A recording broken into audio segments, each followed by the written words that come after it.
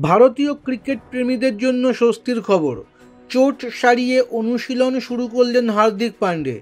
মুম্বাই ইন্ডিয়ান্সের নতুন অধিনায়কের আইপিএল নিয়ে তৈরি হয়েছিল সংশয়। হার্দিক নিজেই সোশ্যাল মিডিয়ায় অনুশীলনের ভিডিও ক্রিকেট প্রেমীদের সঙ্গে ভাগ করে নিয়েছেন।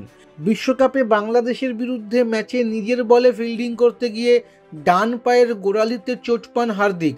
সেই চোটের জন্য বিশ্বকাপ থেকে ছিটকে গিয়েছিলেন তিনি। ভারতীয় ক্রিকেট বোর্ড তাকে পাঠিয়ে দেয় বেঙ্গালুরুর জাতীয় ক্রিকেট একাডেমিতে। পরে ঘরের মাঠে অস্ট্রেলিয়ার বিরুদ্ধেও টি-20 সিরিজ খেলতে পারেননি, যেতে পারেননি দক্ষিণ আফ্রিকা সফরেও। আগামী টি-20 বিশ্বকাপের কথা মাথায় রেখে বিসিসিআই কর্তারা হার্দিকের চোট নিয়ে তাড়াহুড়ো করতে চাননি।